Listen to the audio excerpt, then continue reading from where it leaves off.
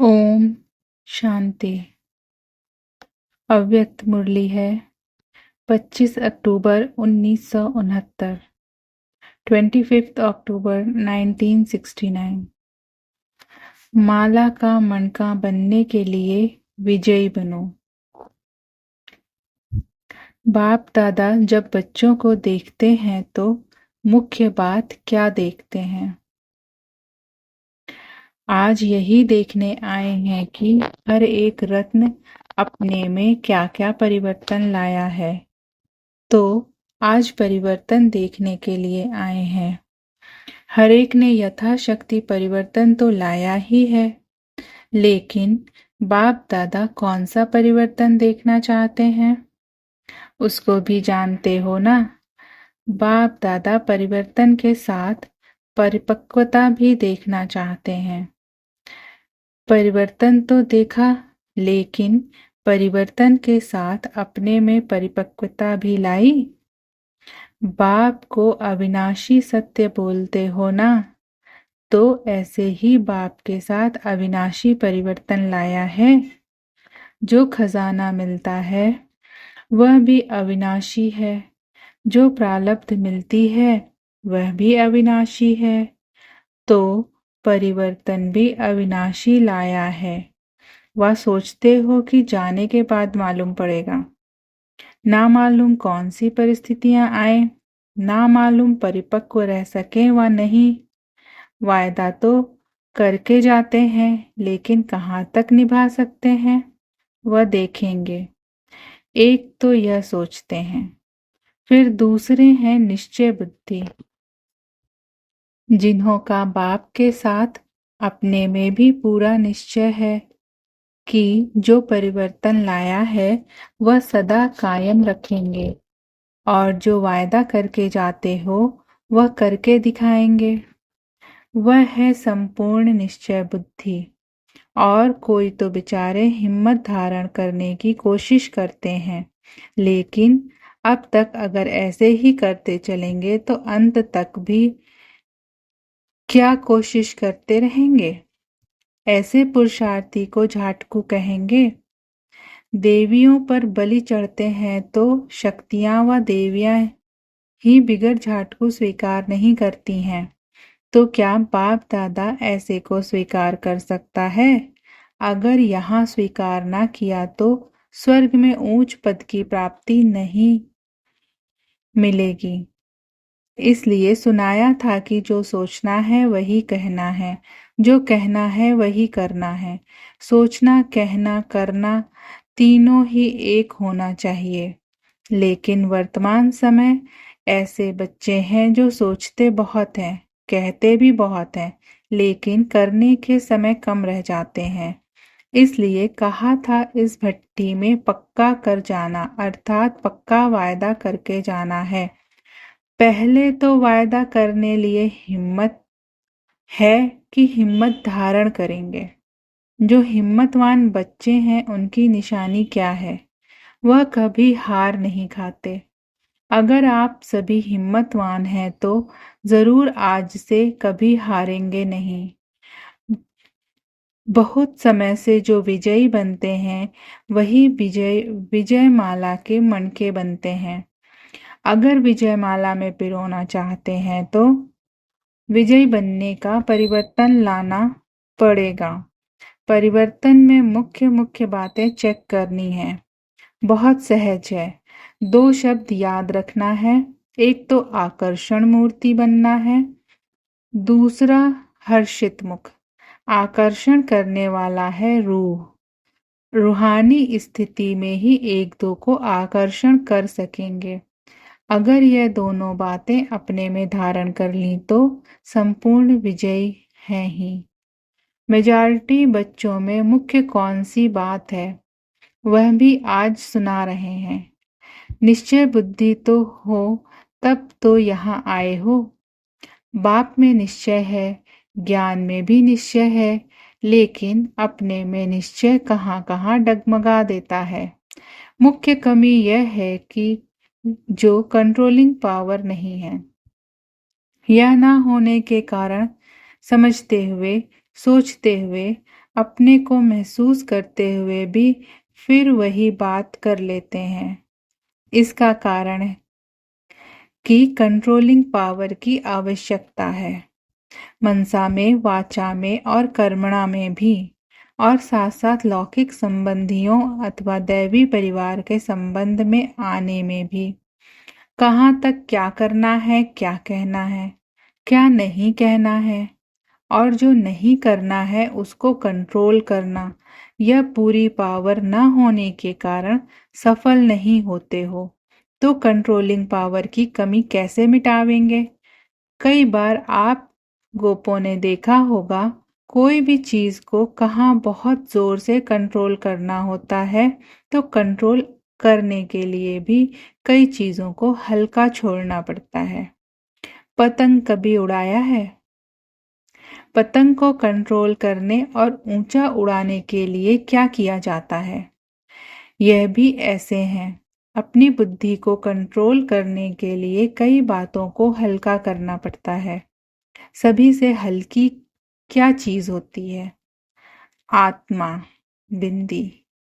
तो जब अपने को कंट्रोल करना हो तो अपने को बिल्कुल हल्का बिंदु रूप में स्थित करना है। कंट्रोल करने के लिए फुल स्टॉप करना होता है। तो आप भी बिंदी लगा दो। जो बीत चुका उसको भूल जाओ। देखा, किया, लेकिन फिर एकदम उसको समाप्त कर दो। समाप्त करना अर्थात बिंदी फुल स्टॉप करना। कॉमा लगाने आती है या क्वेश्चन करने भी आता है। अजब की निशानी भी लगाने आती है, लेकिन फुल स्टॉप लगाना नहीं आता है। कागज पर निशानियां लगाना तो सहज है, लेकिन अपने कर्मों के ऊपर यह निशानियां लगाना, इसमें मुश्किल क्यों? कागज पर निशानियां लगाते हो ना, और जो निशानी जहां लगानी है वहां ही लगती है। इसको कहा जाता है प्रवीण। अगर कॉमा के बदले कोई फुल स्टॉप लिख दे तो प्रवीण नहीं कहा जाएगा। जहां क्वेश्चन करना है वहां क्वेश्चन ना करें तो भी प्रवीण नहीं कहेंगे। यहाँ भी क्वेश्चन किस बात में, अजब किस बात में, फुल स्टॉप किस बात में देना है, यह पूरी पहचान ना होने के कारण प्रवीण नहीं बनते हैं। अब समझा? कंट्रोल क्यों नहीं कर पाते? क्योंकि उस समय ज्ञान का पेट्रोल कम हो जाता है। अगर ज्ञान का पेट्रोल है तो कंट्रोल है। इसलिए अपनी बुद्धि रूपी टंकी में पेट्रोल को जमा रखो। माइनस और प्लस का हिसाब सीखे हो और बैलेंस निकालना भी सीखे हो। ऐसे तो नहीं सिर्फ जोड़ किया, कट किया, लेकिन जमा करना भी सीखो। अगर जमा नहीं होगा तो न औरों को दे सकेंगे, न अपने को आगे बढ़ा सकेंगे।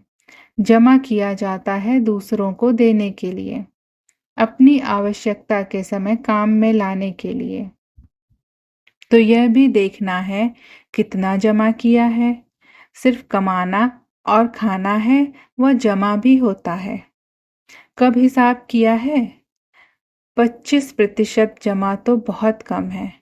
अगर 25% जमा किया है तो अभी के हिसाब से बाप दादा भी कौन सी जिम्मेवारी देंगे? यहाँ से जास्ती याद कितने दिनों में करेंगे? तीव्र पुरुषार्थी कभी विनाश की डेट का नहीं सोचते। बहुत समय से अगर संपूर्णता के संस्कार होंगे तो अंत में भी संपूर्ण हो सकेंगे। अगर अंत में बनेंगे तो फिर बाप दादा भी अंत में थोड़ा दे देंगे।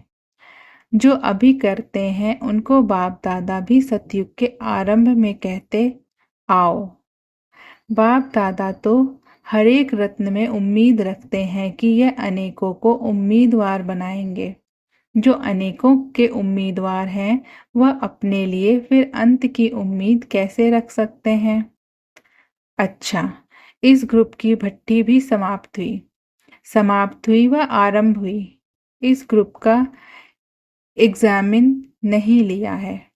जो एग्जाम्पल देखा उसको सदा काल के लिए कायम रखते आएंगे तो फिर इम्तिहान लेंगे। कोई भी चीज को मजबूत करना होता है तो क्या किया जाता है? फाउंडेशन मजबूत रखने के लिए घेराव की आवश्यकता होती है। जितना जितना घेराव में जाएंगे इतना मजबूती होगी। ऊपर ऊपर से नींव लगाने से मजबूती नहीं होती। जितना गहराई से ज्ञान को धारण किया होगा उतना ही अपनी मजबूती लाई होगी। परिवर्तन तो सभी ने कुछ ना कुछ लाया ही है, लेकिन कुछ ना कुछ क्यों कहते हैं? क्योंकि फाइनल सर्टिफिकेट प्रैक्टिकल लाने के बाद देंगे। अभी सर्टिफिकेट नहीं देंगे। अभी हर्षित होते हैं कि हर एक बच्चा उमंग उत्साह में अपने पुरुषार्थ को आगे बढ़ाने में बहुत तत्पर है। लेकिन सर्टिफिकेट तब मिलेगा जब प्रैक्टिकल में रिजल्ट आउट होगी। ऐसे नहीं समझना कि भट्टी समाप्त हुई, लेकिन आरंभ हुई है। अभी सुनना हुआ, फिर करना है, करने के बाद सर्टिफिकेट मिलेगा। इस ग्रुप की मुख्य खूबी यह देखी कि एकता है, लेकिन एकता के साथ साथ अब दूसरा शब्द भी ऐड करना है। एकता के साथ एकांत प्रिय बनना है। जैसे एकता में नंबर 1 है, वैसे एकांत में भी नंबर 1 आना है। यह धारणा कर लो तो यह ग्रुप बहुतों से आगे जा सकता है। एकता के साथ एकांतवासी कैसे बने, यह भी अपने में भरना है।